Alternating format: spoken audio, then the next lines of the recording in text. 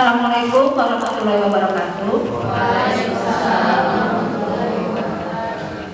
Yang terhormat Ibu Wakil Kepala Sekolah, yang terhormat Bapak Ibu Guru, alhamdulillah hari ini kita bisa menghadiri kegiatan diseminasi aksi nyata modul 1.4, yaitu implementasi budaya positif di lingkungan sekolah.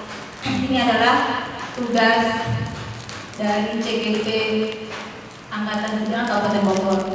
Saya di sini yang akan memaparkan yang Purnama Sari, yang merupakan calon CGP Angkatan 9.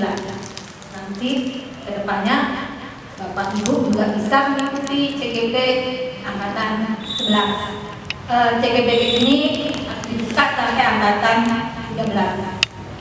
Sebelum saya memaparkan tentang budaya positif, kira-kira apa yang dimaksud dengan budaya positif? Siapa yang mau memberikan pendapatnya? Bu Dewi mungkin? Terima kasih. Menurut saya, budaya positif adalah suatu pembiasaan yang untuk anak di sekolah. Budaya positif itu adalah kebiasaan atau perilaku positif di sekolah. Tangan untuk Bu Dewi. Ada lagi? Mungkin Pak Reza mau memberikan pendapat apa yang Bapak ketahui tentang budaya positif di sekolah? Kalau menurut saya budaya positif itu suatu kebiasaan yang selalu melakukan perbuatan yang baik.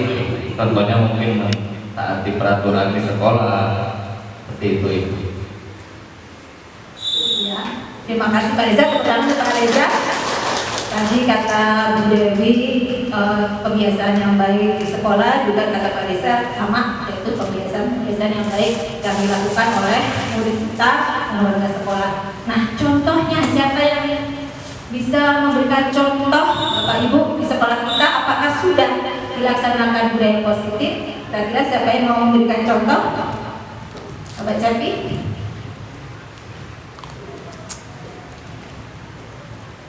Ya, terima kasih. Untuk contoh budaya positif mungkin kalau dalam segi akhlak ya, di mana seorang siswa itu bila bertemu dengan guru itu suka mengucapkan salam dan mencium tangannya. Mungkin gitu Bu untuk masalah akhlaknya Bu ya.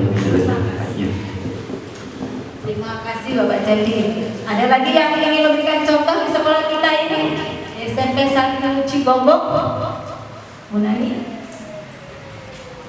Contoh budaya positif yang lainnya mungkin cinta kebersihan dan lingkungan. Jadi di sekolah menerapkan K7 yang kebetulan yang mungkin untuk menanamkan disiplin tentang kebersihan lingkungan. Terima kasih, jawabannya super good sekali. Bapak Ibu jangan tegak begini ya, muka-mukanya tegak biasa saja gitu. Kita di sini bukan berarti saya yang paling pintar, tapi kita berbagi ilmu, berbagi pengetahuan tentang budaya positif. Sebenarnya budaya positif ini sudah kita laksanakan sebenarnya, cuma kita tidak tahu apa sih bahasanya gitu ya. Baru-baru aja kita mengenal budaya positif. Sebelum kayaknya tegang ya, coba kalau saya bilang SMP Negeri 1 Cigombong, jadi apa jawabannya? Luar biasa. Ya. Oh, jaya. Kalau saya bilang SMP Negeri 1 Cigombong, jaya, luar biasa. Bisa kan? Ya. Ayo, SMP Negeri 1 Cigombong, jaya, luar biasa. Sudah katakan lagi kan? Baiklah, saya akan menuju ke paparan tentang budaya positif. Tujuan dari diseminasi hari ini yaitu aksi nyata budaya positif ini bertujuan menumbuhkan budaya positif di sekolah dengan meyakini nilai-nilai kebajikan universal serta menciptakan lingkungan yang dapat meningkatkan disiplin murid sesuai dengan profil belajar Pancasila. Di kurikulum Merdeka tujuannya memang kita akan ujung-ujungnya menuju murid yang memiliki sikap atau karakter profil belajar Pancasila. Bapak Ibu sudah tahu semua itu ya, sudah pengenalan tentang profil belajar Pancasila. Konsep inti budaya positif yaitu yang pertama perubahan paradigma belajar, kemudian yang kedua disiplin positif, yang ketiga nilai-nilai kebajikan, yang keempat kebutuhan dasar manusia, yang kelima motivasi perilaku manusia, yang keenam posisi kontrol guru, yang ketujuh keyakinan kelas, kemudian yang kedelapan segitiga restitusi. Ini kedelapan ini yang akan kita pelajari atau akan saya paparkan pada kegiatan sore hari. Budaya positif yang pertama yaitu pembelajaran dengan paradigma baru. Pembelajaran dengan paradigma baru merupakan pembelajaran yang dirancang berdasarkan prinsip pembelajaran berdiferensiasi. Waktu itu kita pernah mengikuti pelatihan tentang pembelajaran berdiferensiasi. Masih ingat tidak? Belajar itu apa? Mau? Ya, pembelajaran yang didasarkan pada kebutuhan setiap siswa yang berbeda. Wah, tepuk tangan untuk senang sekali. Pembelajaran berdiferensiasi itu pembelajaran yang dibutuhkan oleh kebutuhan murid. Berarti kesimpulannya pembelajaran tadi itu apakah berpusat pada guru atau berpusat pada murid? Berpusat pada murid. Sehingga murid belajar sesuai dengan kebutuhannya berdasarkan tahap perkembangan sesuai dengan teori psikologi modern dan tujuannya untuk mewujudkan profil belajar Pancasila. Profil pelajar Pancasila sudah tahu semua kan ya, ini ada beriman, bertakwa kepada Tuhan Yang Maha Esa dan berakhlak mulia. Kita ingin murid kita itu selalu beriman kepada Tuhan Yang Maha Esa, kemudian dan akhlak mulia. Kemudian kebinekaan global. Yang ketiga bergotong royong, yang kreatif, bernalar kritis dan mandiri. Tujuannya memang kita akan menuntut kita itu menuju karakter profil belajar Pancasila. Kemudian budaya positif berikutnya. Oh, ini masih mengubah paradigma dulu. Sebelum kita mengenal paradigma yang pembelajaran yang baru, kita kenal dulu nih paradigma yang lama, yaitu stimulus respon. Stimulus respon yang pertama, realita kebutuhan kita itu sama. Maksudnya kita dengan murid itu sama kebutuhannya. Jadi guru memiliki kebutuhan yang ingin diciptakan si murid itu. Kemudian si murid juga dia mempunyai keinginan sendiri. Ya. Kemudian semua orang melihat hal yang sama. Mereka itu sama-sama memikirnya itu harus sama. Kemudian kita mencoba mengubah orang agar berpandangan sama dengan kita. Kita di sini itu kalau stimulus respon inginnya kita menstimulus murid, ya murid itu meresponnya sesuai dengan keinginan kita. Perilaku guru dilihat sebagai suatu kesalahan. Banyak contohnya ya. Kalau anak itu misalkan suka nongkrong ke kantin pas jam pelajaran itu dianggap itu adalah suatu kesalahan. Kemudian orang lain bisa mengontrol saya. Di sini murid selalu dikontrol oleh guru. Kemudian saya bisa mengontrol orang lain dan muridnya bisa mengontrol orang gurunya. Pemaksaan ada pada saat rujukan gagal. Seperti contohnya kita kemudian, ayo kamu maju ke depan, padahal anaknya belum siap. Kita paksa gitu kan, sampai anaknya mungkin sampai nangis mungkin ya di kelas itu nggak mau, saya pun maju, saya belum siap. Model berpikirnya menang atau kalah. Jadi kalau anak tersebut tidak mau maju, nanti saya kalah sebagai guru. Itu adalah. Kemudian kalau saya anak murid saya mau maju ke depan, tapi guru saya menang. Itu adalah stimulus respon. Nah, setelah perubahan zaman itu stimulus respon itu bergeser menjadi teori kontrol, yaitu yang dicetuskan oleh Glaser. Yang tadinya kebutuhan kita sama, realitasnya kebutuhan kita berbeda. Setiap murid itu kebutuhannya berbeda. Di sini maksudnya tujuan mereka itu berbeda, cita-cita mereka berbeda, yang diinginkan juga berbeda.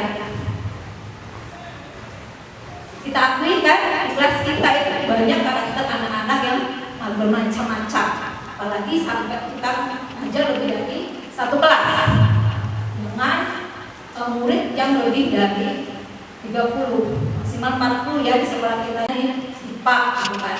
Setiap anak itu pasti memiliki cita-cita. Murid-murid kita itu memiliki karakter, sifat, latar belakang, kemudian tujuan dia sekolah di sini, kemudian cita-cita, apa yang dibutuhkan untuk masa depannya itu berbeda-beda. Yang dulunya semua orang melihat hal yang sama, semua orang memiliki gambaran berbeda. Murid kita juga bersekolah di sini juga memiliki gambaran yang berbeda-beda. Gambaran tentang masa depannya juga berbeda-beda. Gambaran mereka tentang temannya, tentang gurunya, tentang lingkungan sekolah ini juga berbeda-beda. Kemudian kita mencoba mengubah orang agar berpandangan sama kita. Di teori kontrol, kita berusaha memahami pandangan orang lain tentang dunia. Jadi kita melihatnya itu tidak satu sisi, tapi menjadi banyak sisi. Banyak sisi yang perlu kita lihat dari murid kita. Jangan hanya melihatnya dari sisi pandangan kita. Karena dari awal kita sudah memberikan pernyataan bahwa setiap murid itu memiliki karakter dan kebutuhan yang berbeda-beda. Kemudian perilaku buruk dilihat sebagai suatu kesalahan. Dalam teori kontrol, semua perilaku memiliki tujuan. Ketika anak, contohnya tadi saya kasih contoh, anak nongkrong di kantin, kemudian pada saat jam pelajaran, itu pasti mempunyai tujuan. Ada apa anak tersebut ada di kantin? Pasti banyak sekali jawabannya. Tujuannya pasti untuk memenuhi kebutuhan mereka. Kenapa jam pelajaran nongkrong di kantin? Kalau bisa kita gali, pasti itu ada yang menjawab, saya lapar Bu, saya lapar Bapak, tapi tidak sempat sarapan.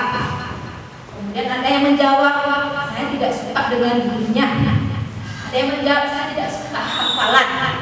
Pasti banyak berbeda-beda pertanyaan jawabannya kan. Saya nggak suka ruangan kelasnya pengap. Nah dari situ itu akan memunculkan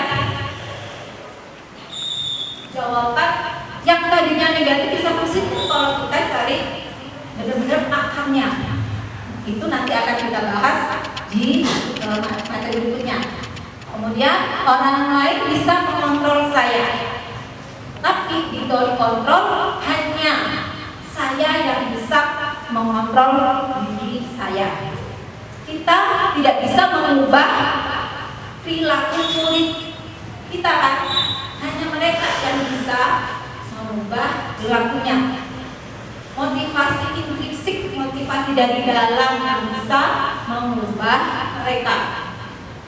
Dari yang tadinya malas belajar menjadi ingin belajar, tadinya yang tidak mau di kelas jadi ingin jadi kelas. Kalau kita hanya menyuruh, ayo kamu jangan datang terlambat, ayo kamu kerjakan tugasnya, mungkin 1-2 hari oke, tapi nanti berikutnya akan diulang lagi. Karena apa? Tadi motivasinya tidak dari dalam mereka, motivasinya dari eksternal, dari luar. Itu yang Ibu. Kemudian saya bisa mengontrol orang lain. Anda tidak bisa mengontrol orang lain. Jadi Bapak Ibu guru juga tidak bisa mengontrol keinginan murid. Yang bisa mengontrol diri sendiri. Bapak Ibu hanya bisa mengarahkan, tidak bisa menciptakan, mengubah, tidak bisa. Karena motivasinya memang harus ada di murid sendiri. Mungkin bisa, tapi hanya berlaku 1-2 hari saja. Selebihnya akan kembali lagi seperti semula. Kemudian pemaksaan pada saat rujukan gagal. Kolaborasi dan konsensus menciptakan pilihan baru. Maksudnya diskusi dan konsekuensi yang kita berikan antara murid dan guru itu akan menciptakan, oh iya ya ternyata yang saya lakukan salah. Kita ajak murid kita berdiskusi, kemudian kita arahkan ini dona yang keyakinan yang sudah kita sepakati bersama-sama. Atau misalkan contohnya setiap Senin sampai Kamis memakai sepatu berwarna hitam. Itu kan peraturan itu sudah disepakati antara sekolah dengan orang tua ketika di awal pembelajaran. Kita ajak diskusi dan kita subuhkan ini loh kesepakatan antara sekolah dan orang tua.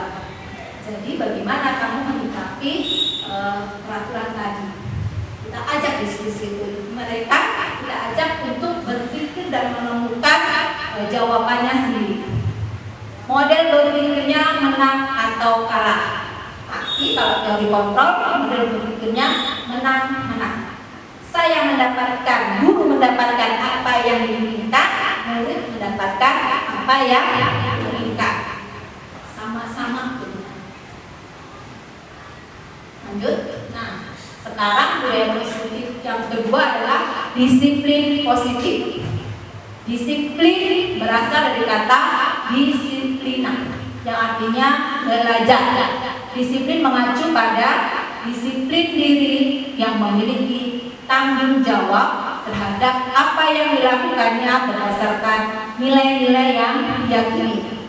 Disiplin positif merupakan salah satu cara penerapan disiplin yang bertujuan untuk menumbuhkan kesadaran serta memberdayakan murid tanpa imbalan, penghargaan terlibat, ancaman atau hukuman. Maksudnya di sini disiplin positif itu ingin anak-anak memang melakukannya, motivasinya dari dalam diri sendiri.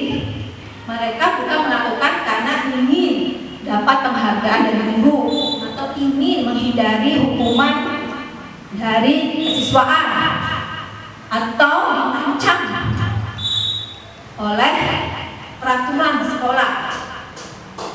Di sini kita inginnya anak itu mendapatkan motivasi intrinsik. Sebagai seorang pendidik, tujuan kita adalah menuntun murid agar memiliki disiplin diri sehingga mereka berperilaku mengacu pada nilai-nilai kebajikan universal dan memiliki motivasi intrinsik. Ini sesuai dengan filosofi KHD, menuntut. Jadi Bapak Ibu, sebelumnya saya juga begitu Bapak Ibu. Sebelum saya mengenal filosofi KHD, pemikiran saya bahwa saya itu bisa mengubah murid yang tadinya nakal, saya ubah menjadi bagus, menjadi baik ya. Saya bisa menciptakan. Ternyata setelah saya belajar tentang filosofi Ki Hajar Dewantara, itu tidak bisa. Kita hanya bisa menuntun, tidak menuntun dan mengarahkan. Menuntun anak itu menjadi lebih baik dan menuntun anak itu sesuai dengan keinginannya, sesuai dengan bakat minatnya, sesuai dengan kodratnya, kodrat alam dan kodrat zamannya. Kodrat alam itu maksudnya apa? Lingkungannya. Kita hanya bisa menuntut. Kodrat alam, misalkan Bogor dengan Kalimantan enggak berbeda, alam berbeda, kemudian kondisi ekonomi juga berbeda. Kita tidak bisa menyamakan mendidik mereka antara anak Kalimantan dengan anak Bogor sama. Alamnya aja udah berbeda, ekonominya aja berbeda. Ini sudah saya rasakan. Kemudian modal zaman, bagaimana modal zaman?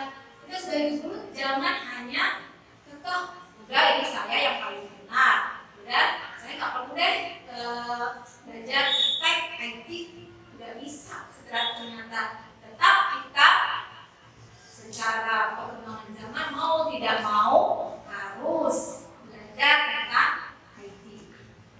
Karena kita mendampingi anak kita tumbuh kembang sampai mereka menemukan dirinya sendiri, menemukan tujuan hidupnya. Lanjut. Kemudian nilai positif selanjutnya nilai-nilai kebajikan. Nilai-nilai yang disepakati bersama terlepas dari suku bangsa, agama, bahasa maupun latar belakang yang berbeda. Ini adalah contoh nilai-nilai kebajikan yang terdapat di institusi atau organisasi. Profil Kajian Pancasila sudah tahu semua ya.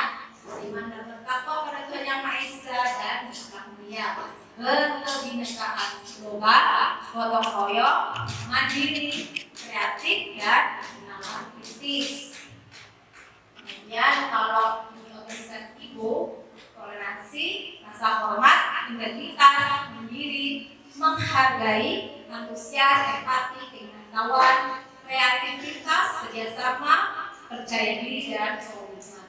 Kemudian kalau institusi life skill, dapat percaya, tulus hati, mendengar yang aktif, tidak merendahkan orang lain dan menunjukkan yang terbaik dari diri. Sebenarnya kita dibebaskan, boleh memakai mana saja yang akan kita dipatokan nilai-nilai kebajikan. Tapi kan kita berada di institusi pemerintahan yang sudah memberikan, yang sudah di bawah naungan Kemendikbud, yang sudah memberikan ini kurikulum merdeka yang pakai nilai kebajikannya adalah profil pelajar Pancasila. Jadi pada intinya sama ya Bapak Ibu ya, tujuannya dari ketiga kebajikan ini ya sama artinya. Next. Nah, budaya politik selanjutnya yaitu kebutuhan dasar manusia. Kebutuhan dasar manusia adalah segala sesuatu yang kita lakukan untuk mendapatkan apa yang kita inginkan. Seluruh tindakan yang kita lakukan memiliki tujuan tertentu. Semua usaha terbaik yang kita lakukan adalah dalam rangka agar kebutuhan dasar kita terpenuhi dengan baik. 5 kebutuhan dasar manusia. Yang pertama, bertahan hidup. Kemudian bertahan hidup itu apa saja? Kita perlu makan, pakaian, tempat tinggal, keamanan, dan kesehatan.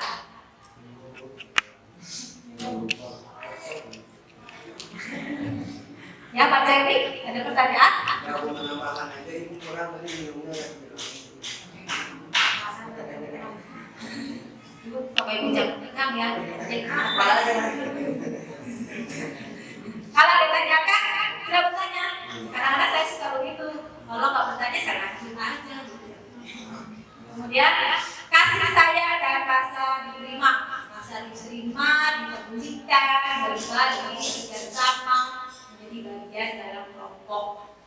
Itu merupakan kasih sayang dan bisa diterima. Kemudian penguasaan, harga diri, keinginan untuk dianggap, memimpin, berprestasi, diakui dan dikenal, kebebasan, mandiri, memiliki pilihan, mencoba hal baru, mampu mengendalikan arah dirinya, kesenangan, bermain, humor, antusias, tertawa. Nah, coba kita kan ada kasusnya di sekolah kita. Ada anak yang suka nongkrong di parkiran. Kira-kira dari 5 kebutuhan dasar manusia itu mereka yang diperlukan yang mana? Yang mana? Siapa yang mau jawab?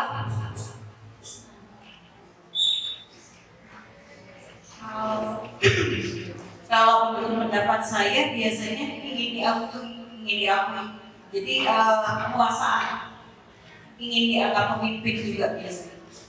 Sekali ya, biasanya kita dulu cerita biasanya anak yang suka circle, nongkrong di parkiran ya, di parkiran, suka nongkrong di warung, gerobak itu ingin diakui, ingin dianggap penguasaan. Kemudian kalau misalnya ada kasusnya anak yang membuli itu mengecek temannya, kebutuhan apa yang ingin dipenuhi dari anak yang membuli tadi, ya.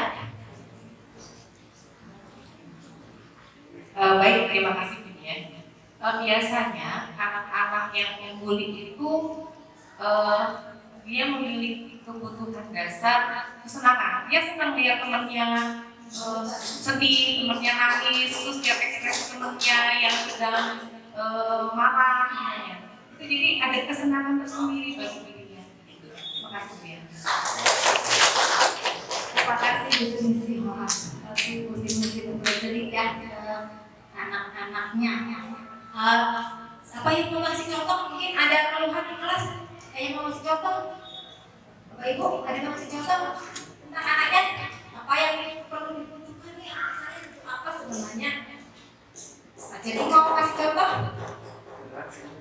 Tidak apa-apa Pak Cetri, di sini bebas kok.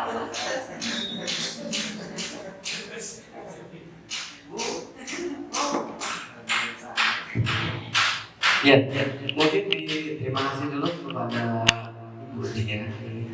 Kalau contoh kasus seperti tadi kalau pembulian Ibu ya, mungkin dalam suatu sisi kalau untuk era sekarang Bu ya, jadi anak tersebut itu ingin menunjukkan bahwa mereka itu yang dibilang mampu menguasai suatu lingkungan atau kawasan, mungkin di situ dalam satu sisinya, dan juga ingin menunjukkan bahwa mereka itu bisa lebih dari mereka gitu. Makanya dalam segi intinya itu merendahkan dari yang di bawah dia, bahwa dia itu bukan bisa direndahkan dari yang lebih rendahnya gitu. Jadi intinya dia itu menunjukkan kayak ini loh saya, jadi diri saya itu ini loh begitu ya. Mungkin kasus-kasusnya seperti yang sekarang banyak sekali Bu ya.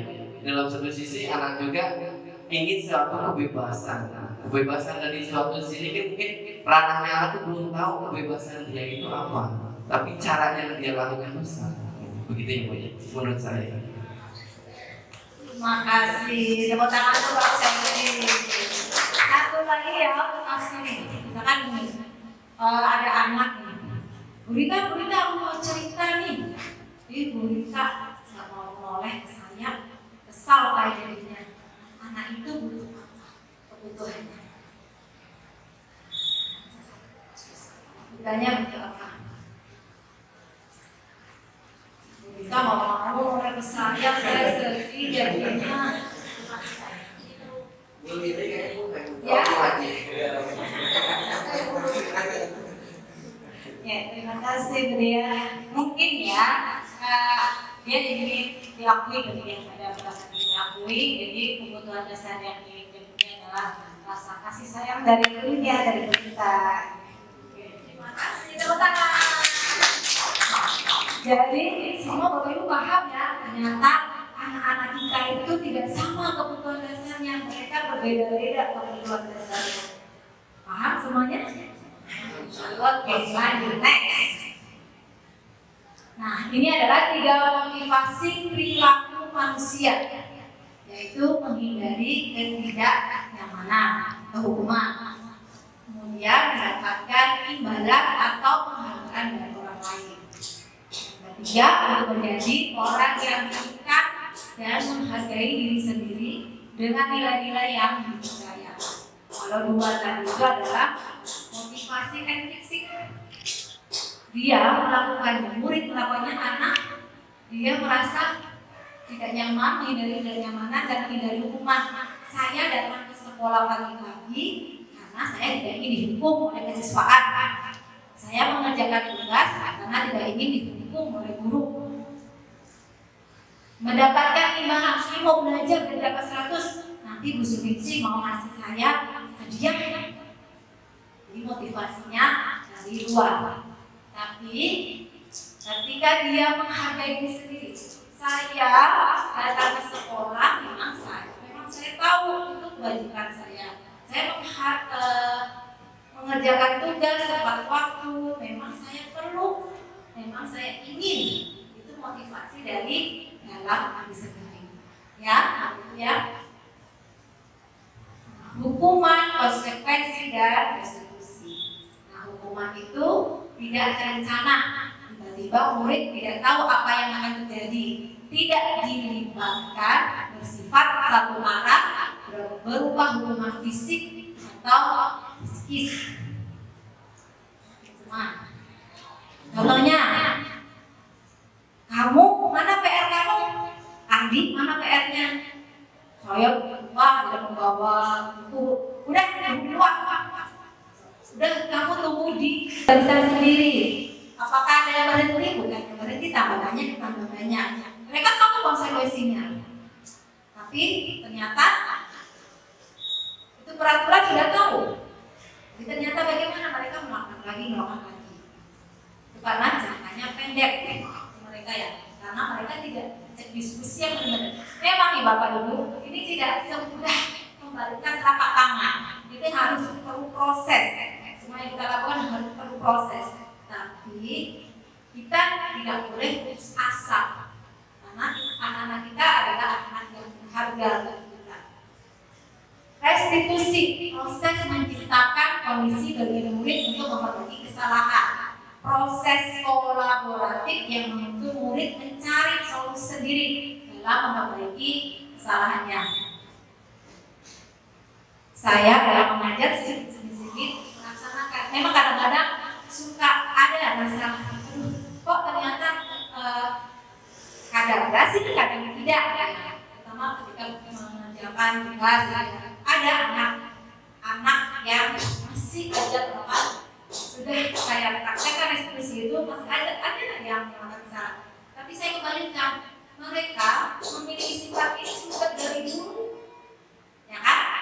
Dari kami sudah ada karakter itu. Di SD kita kan nggak tahu SD bagaimana, ya kan? Di SMP. Sedangkan saya inginnya hari ini berubah, kan mustahil gitu ya. Jadi memiliki sifat yang negatif tadi itu kan berjalannya itu tidak mungkin. Seorang anak tiba-tiba lahir memiliki sifat negatif juga tidak mungkin. Itu juga proses. Jadi ke sini. Nah, untuk mengubahnya juga perlahan-lahan. Dan kita jangan putus asa intinya untuk menuntun murid kita. Dari ketiga ini, yang paling idealnya sebenarnya restitusi idealnya restitusi. Tapi memang sih Bapak Ibu ini perjuangan banget kita. Yang pertama kita bisa harus mengontrol amarah kita. Nah, dari nada bicara kita, kemudian harus memiliki kosakata yang banyak untuk mengajak diskusi murid tersebut. Di lapangan kenyataannya bagi anak yang kekeh dengan pendiriannya itu kan pasti diam. Kamu kenapa? Diam. Ditanya diam. Akhirnya kan fokus sampai lama baru ngomong. Itu tidak apa-apa. Yang penting kita sudah berusaha, usaha lagi. Pokoknya intinya jangan putus asa. Next, hukuman atau poin. Nah ini coba kita akan jawab bersama-sama di sini ya. Mencatat 100 kali di dalam buku kalimat. Saya tidak melakukan lagi karena terlambat sekolah. Kira-kira hukuman atau konsekuensi? Hukuman. Bisa dikasih jawabannya? Hukuman, benar? Hukuman, karena dia tidak langsung dihukum. Kemudian yang kedua, membersihkan coretan yang dibuatnya di meja tulis. Konsekuensi, ya. Konsekuensi dari yang dia lakukan. Murid tersebut sudah tahu kalau saya mencoret ini berarti konsekuensinya harus dihapus. Murid diminta men-push up 15 kali karena tidak menggunakan masker ke sekolah. Hukuman. Menggantikan kertas tugas teman yang telah dicoret-coret. Murid diminta bertelanjang kaki sepanjang hari karena tidak menggunakan sepatu warna hitam sesuai dengan peraturan sekolah. Next, dihukum oleh penghargaan. Baik penghargaan maupun hukuman adalah cara-cara mengontrol perilaku seseorang yang menghancurkan potensi untuk pembelajaran yang sesungguhnya. Contohnya ya, jika kita ingin, kamu kalau ingin dapat 100, nanti dikasih hadiah. Akhirnya anak itu kan belajar sungguh-sungguh. Nanti kan kalau dia dapat silver queen, asik. Nah, ketika saya tidak menjanjikan apa-apa, murid tersebut akan malas lagi belajar. Saya dapat 100 kemarin, saya dapat 100, tidak dikasih apa-apa sama gurunya. Berarti ribet tadi itu bagus tidak untuk dilaksanakan pada murid? Bagus tidak? Kira-kira bagus tidak dilaksanakan?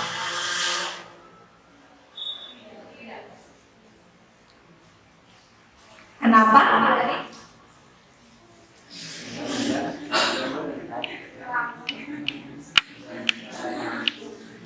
Dia belajar untuk mendapatkan hadiah. Kalau nggak dapat hadiah, dia nggak mau belajar. Tepuk tangan untuk Bu Eri. Jadi murid tersebut bergantung pada guru, bergantung pada penghargaan. Tidak ada motivasi, memang belajar itu kan kebutuhan dia sendiri. Jadi penghargaan itu tidak bagus untuk membentuk karakter murid tersebut. Ya, penghargaan efektif jika kita mengingat seseorang melakukan sesuatu yang menyenangkan dalam jangka waktu pendek. Penghargaan itu hanya berlaku dalam jangka waktu pendek seperti tadi 12 jam karena yang ingin dapat hadiah silver queen. Ketika tidak dapat silver queen, dia mau belajar lagi. Jika kita menggunakan penghargaan lain lagi dan lagi, maka orang tersebut akan bergantung pada penghargaan yang diberikan serta kehilangan motivasi dari dalam. Benar ya Bapak Ibu ya. Jadi mereka si murid tadi, malas belajar, malas mengerjakan tugas, orang nggak dikasih hadiah.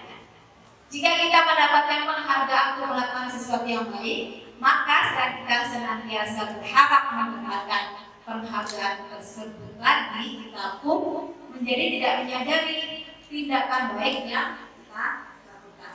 Jadi si murid itu tidak tahu sebenarnya saya belajar itu memang kebutuhan saya dan diri saya.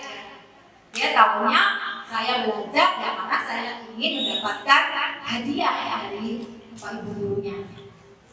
Next, 5 posisi kontrol guru, yaitu penghukum, pembuat merasa bersalah, posisi teman, posisi pemantau, dan posisi manajer.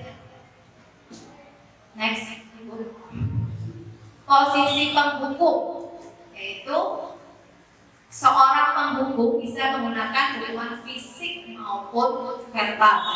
Orang-orang yang menjalankan posisi penghukum senantiasa mengatakan bahwa sekolah memerlukan sistem atau alat yang dapat lebih menekan murid lebih dalam lagi. Contohnya ya, patuhi aturan saya, atau awas, kamu selalu saja salah, selalu pasti, selalu yang terakhir selesai. Itu sudah hukum. Next, membuat merasa bersalah. Guru akan bersuara lembut, itu suaranya lembut.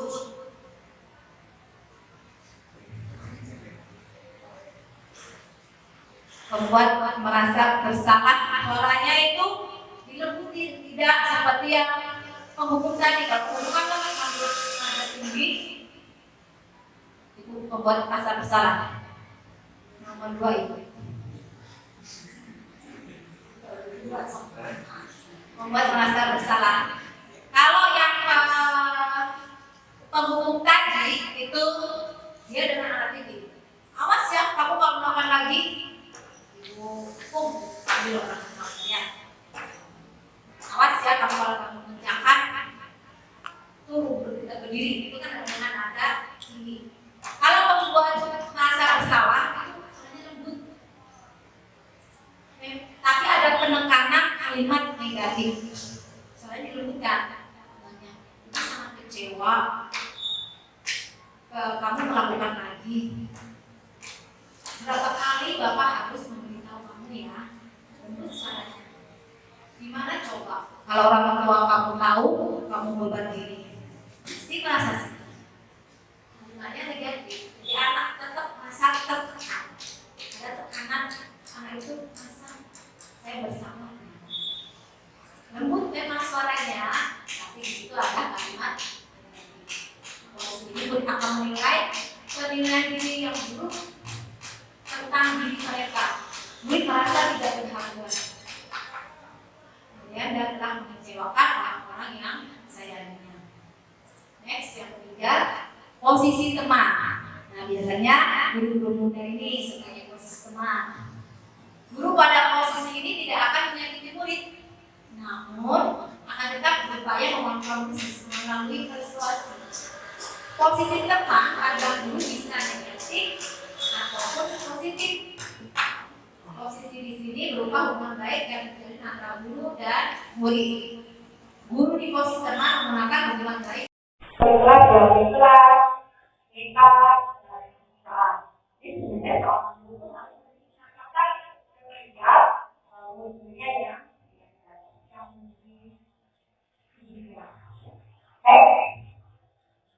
ini posisi manajer. Posisi di mana guru berbuat sesuatu bersama dengan murid, mempersilahkan murid mempertanggungjawabkan perilakunya, mendukung mereka dapat menemukan solusi atas masalahnya sendiri. Murid diajak untuk menganalisis kebutuhan dirinya maupun kebutuhan orang lain.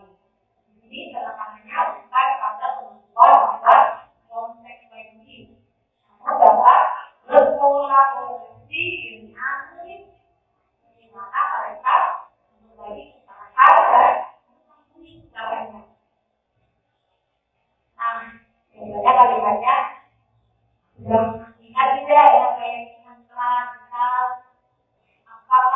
menyakitinya, jika kamu menyakitinya maka kamu bersedia memperbaikinya.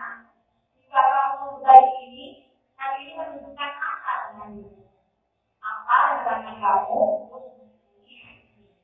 Idealnya seorang guru mestinya pada idealnya ya. Sebelum saya tahu kerja dengan 5 guru, saya sebagai yang diperlakukan itu posisi sebagai teman dan pemantau. Kenapa saya ingin sebagai guru teman? Saya tidak ingin anak saya jauh.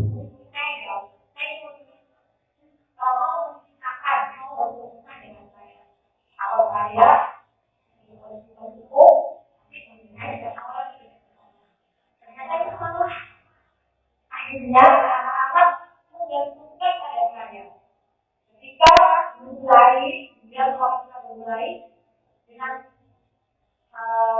muka yang sedih itu, saya tidak ditolongnya dengan dia. Karena saya sudah dengan dia, saya tidak suka dengan dia.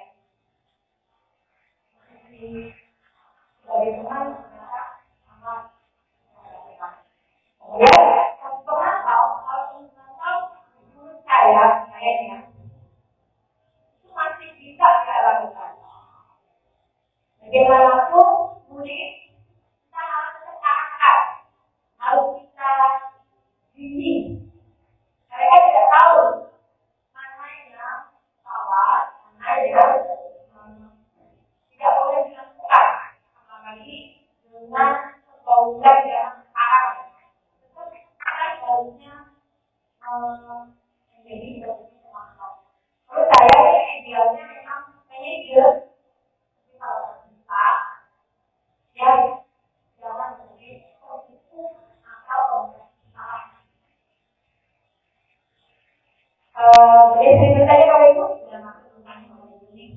Saya mau bertanya pada kuncinya, dia melihatnya 5 tadi 5. Kemudian selama saya bekerja, saya merasa masih berada di posisi teman, ya.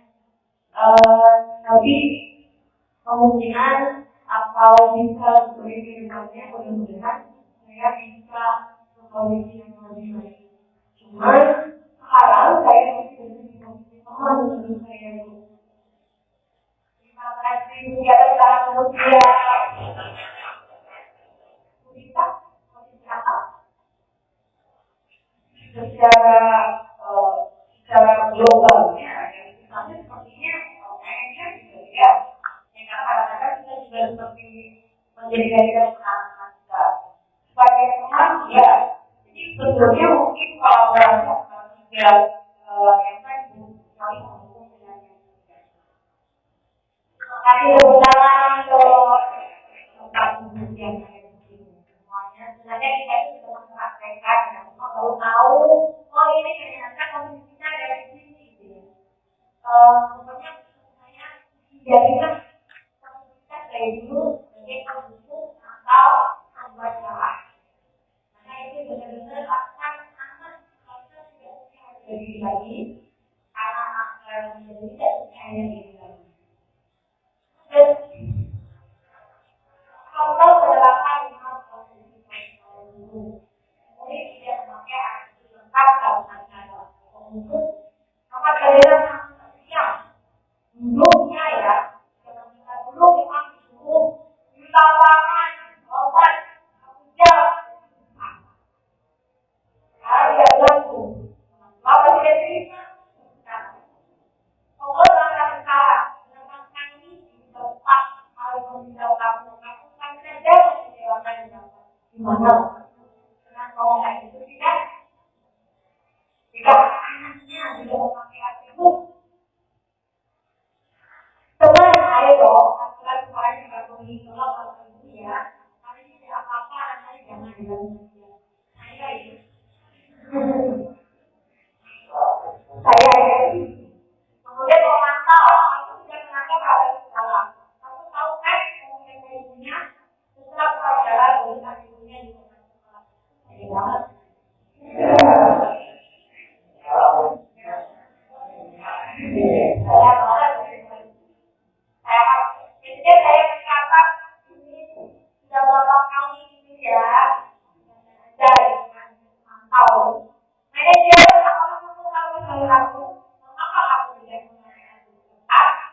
bagaimana supaya di depan kamu sudah pakai hal digital. Ini mulai saya lakukan untuk anak-anak saya sudah 2 bulan ini. Saya lakukan kalau mantau dan menjaga yang itu tidak harus alami orang. Saya katakan untuk saya katakan mengingat saya. Jadi dari ingat mengingat saya. Jadi pemantau dan mungkin yang saya lakukan. Next, posisi kontrol apa aku? Ya, saya siap ya. Saya dalam dengan kamu sama-sama. Yang kedua.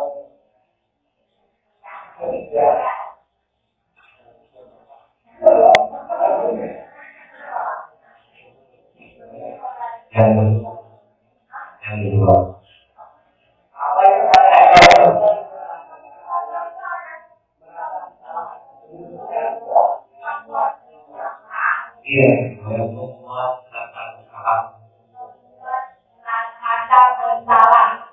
Setuju begitu? Kamu tidak pernah melakukannya dengan benar, Pak. Kamu tidak pernah melakukannya dengan benar. Apa yang kata bersalah? Kata bersalah. Setuju? Apa rencanamu untuk menyelesaikan masalah ini? Kalau tidak itu, posisi kontrol pada diri. Ayolah, nanti misalnya dalam sekolah sebagai teman. Kalau sudah tidak mengumpulkan, itu tidak akan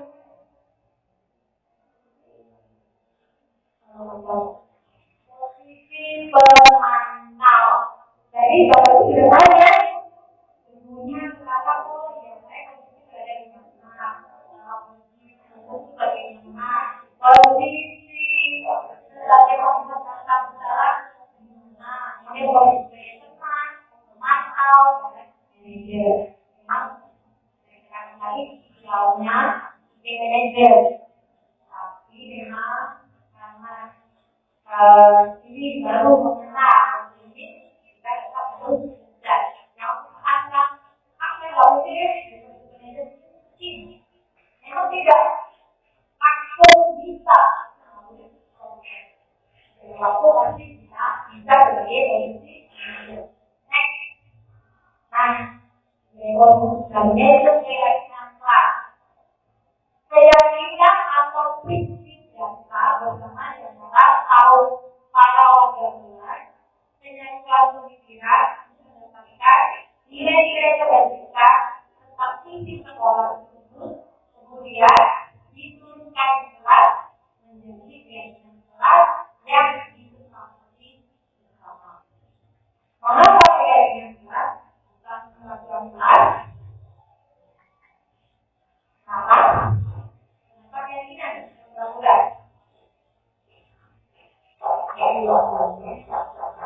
Kalau peraturan itu apa sih bedanya dengan peraturan? Kalau peraturan anak dikontrol,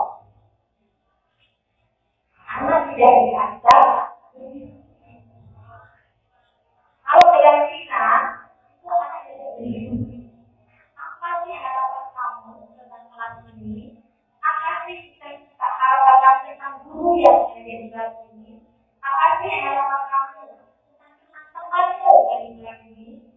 Apa sih harapan kamu tentang diri kamu di kelas ini? Jadi diikuti. Kalau kelas guru yang ngomong, dia anak yang setuju harus dari kelas dari kelas kamu menentukan. Jadi hanya satu arah. Dan anak-anak bakal tidak dibebaskan untuk berpendapat.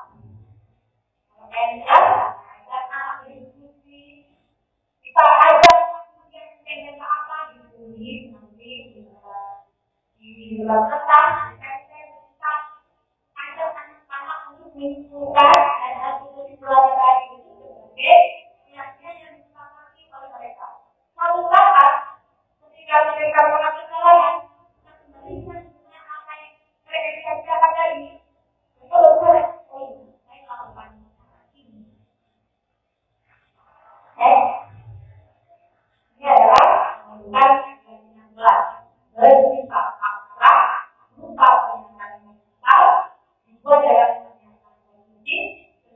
pembentukan dan sekolah kemudian diterapkan semua program sekolah dikerjakan mulai dari kelas.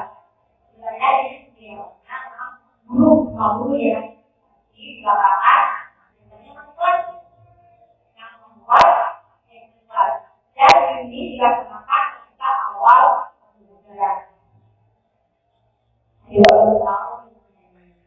Jadi saya apa walaupun selama 1 bulan tetap saya laksanakan sebenarnya ini sudah dulu pernah ya, tapi kalau ada yang jadi berjanjian apa misalnya Anda misalnya kayak makan lagi saya itu saya kan kelas 8 sudah ada yang harus dipatuhi oleh kelas 8A. Jadi organisasi itu menjadi kalimat negatif, kalimat yang tidak ini menjadi contohnya jangan buang sampah teman-teman. Kita ada kalimat negatif jangan membuang sampah pada tempatnya. Jadi kalimatnya diubah. Jangan berbohong. Jika ada bagaimana?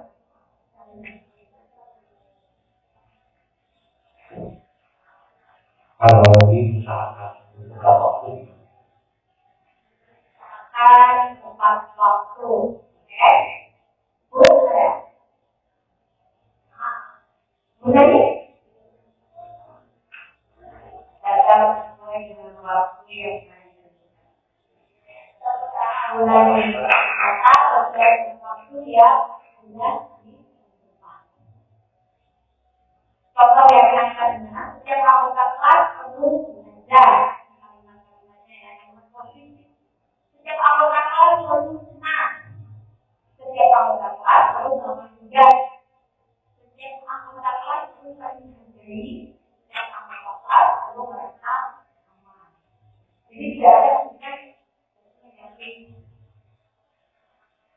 Sama seperti ada kata-kata mengikat diri ketika mengucap dalam pertanyaan. Ya, kemudian kamu nyopek sudah mana? Berbuatlah jujur ketika mengerjakan nama. Jadi kalau menjadi uang dari kalimat itu. Ini dia yang saya lakukan. Jadi apa yang saya lakukan untuk anak-anak mungkin melakukan yang tentang temannya, tentang gurunya, tentang dirinya, dan tentang kelasnya. Apa yang diinginkan? Dicatat, mulai dicetak, kemudian dipeka dulu dan ini. Kemudian dari kalimat-kalimat di kelas saya ada 36 anak. Saya kumpulkan jika ada kalimatnya yang sama dari satu. Kemudian di dalam kalimat ini itu adalah dokumen kelas. Itu kalimat yang tadinya misalkan dua atau jauh kalimat ini. Jadi kalau anak-anak seperti kita ya, tapi adanya kita boleh atau melanggar, gitu kan? Tidak boleh membuli. Tapi kayaknya tidak kita arahkan diri kalimat ini. Setelah itu akan mendapatkan kesimpulan yang akan menjadi keyakinan kelas. Setelah ada kesimpulan, tuliskan di oleh apa namanya yang video atau apa sendiri, yang tidak bisa dilakukan, ya ditandatangani oleh semua murid di kelas ini, termasuk wali-walinya. Jadi mereka merasa saya dilibatkan dalam keyakinan kelas ini, dan saya juga harus bertanggung jawab dengan apa yang kita putuskan bersama-sama. Setelah itu boleh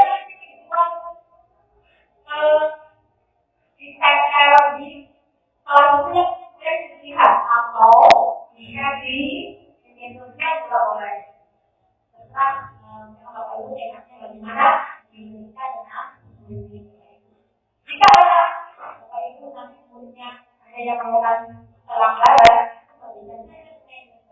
kalau menangkap baru pameran, kalau belum terima, awal kalau akan dulu kan mengajukan budaya politik yang baik. Nah, budaya politik lainnya lebih bijak versi konsep dan ciptakan kondisi bagi murid untuk memperbaiki kesalahan mereka, sehingga mereka bisa kembali pada kelompok mereka dengan bersiap berubah. Pertama, menanyakan tentang budaya identitas dulu. Kemudian yang kedua, validasi tindakan yang salah. Yang ketiga, menanyakan keyakinan. Saya beberapa hari ini karena kebetulan saya dengan BK, jadi sengaja saya mencoba bisa menjadi saya melaksanakan NCTV. Misalnya identitas, jika anak berbuat salah, maka ada kebutuhan yang mereka yang tidak seperti kita sudah menjadi ya, bagian dalam institusi memiliki tujuan untuk mengubah orang yang gagal karena telah berbuat kesalahan menjadi orang yang sukses. Misalnya kalimatnya tidak ada manusia yang sempurna. Saya juga pernah melakukan hal seperti itu, tapi bukan satu-satunya orang yang pernah melakukan ini. Jadi itu. Kita kan anak berbuat salah. Karena kamu harus bercerita. Kenapa kamu melakukan itu? Dan dulu jangan takut tidak apa-apa. Itu juga pernah melakukan. Jadi kamu membalikan dulu keberaniannya. Benar. Takut, kan? Tapi jangan takut. Kamu bisa lagi. Kalau bisa lagi. Kamu lagi. Kamu mau melakukan itu. Ini mau membawa. Ini malu.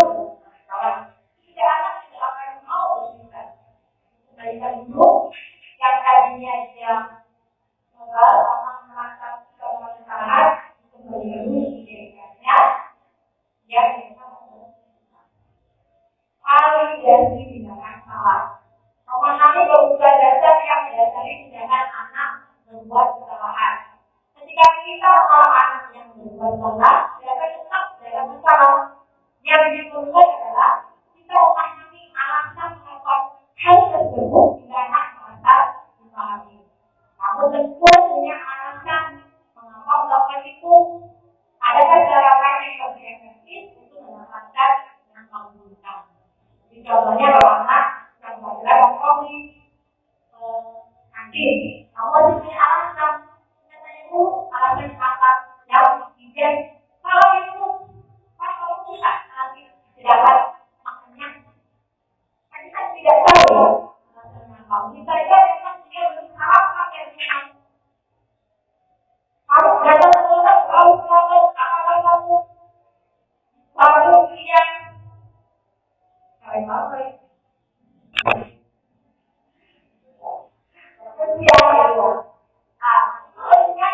Jangan hanya di malam di rumah ada siapa, ibunya jaga lalu kita memberi kesalahan yang misalnya yang apa di kantor. Kalau kamu berkesalahan, lalu setelah sisi dulu ke guru anak pelajaran. Itu saya dulu karena tadi misalnya kalau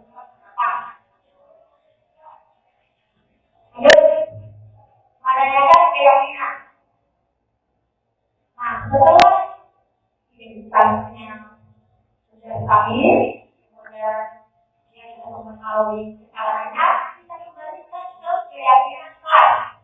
Seperti tadi yang melakukan jaga-jaga waktu yang melakukan waktu jaga-jaga, ketika kamu agama, kelas apa yang sudah kamu Nah, oh iya Bu, saya akan terlambat sebentar. Saya tidak menjanji dulu ke guru. Saya tidak menghormati guru. Kita tanya lagi. Nah, tanya jangan begitu lagi. Sekarang, solusi apa ya? Kita lakukan. Ini dia akan melakukan sendiri. Saya boleh. Sekolah saya mau kalau rumah saya dan tanya lagi dari ini contoh kali ini kemarin saya mempunyai tugas mau satu tiga ya.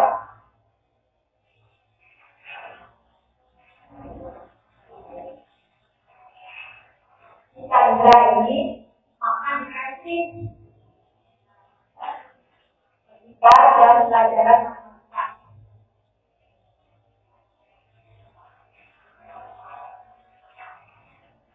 Kalau di kesempatan Chandra untuk mencari ruangnya, lalu lagi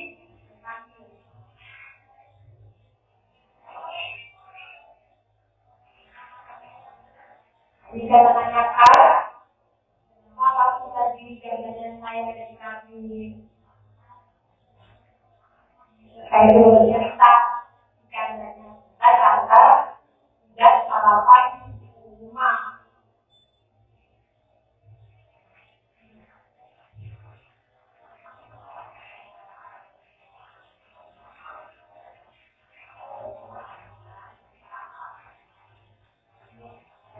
Ya apa kalau nanti dulu saat yang pelajaran bagaimana mengajar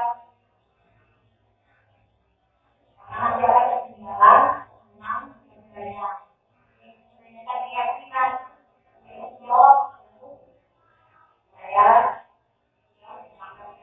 yaitu Anda itu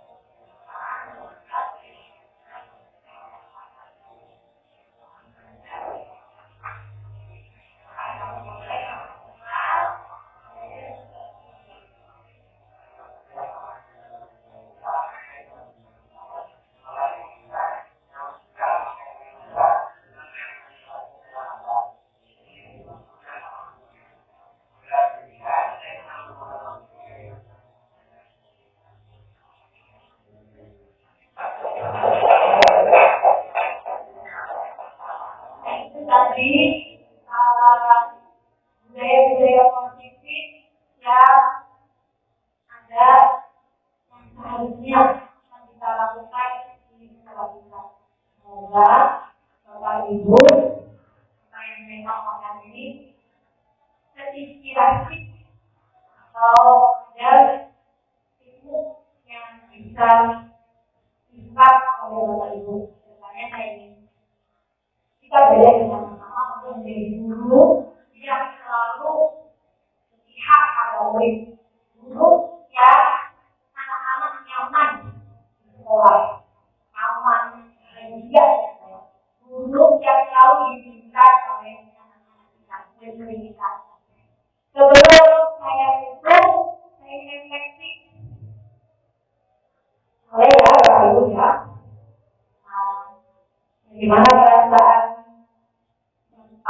meja hari ini.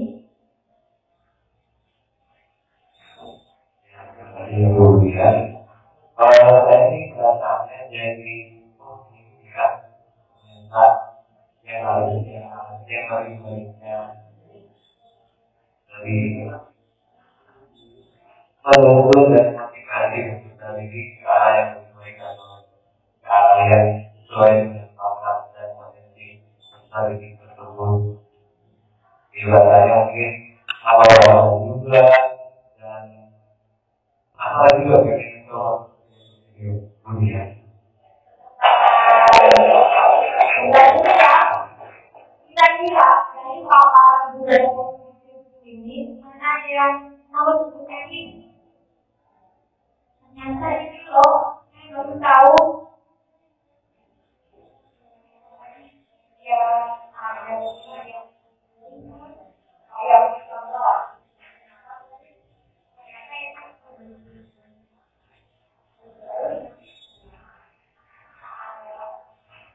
Ada di contoh mengaplikasikan yang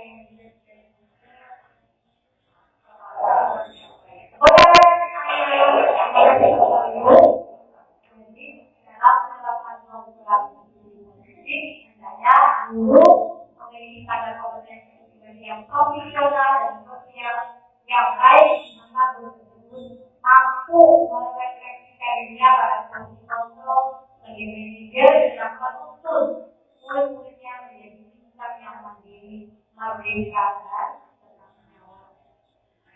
Terima kasih Bapak Ibu sudah menghadiri kegiatan definisi tentang budaya positif.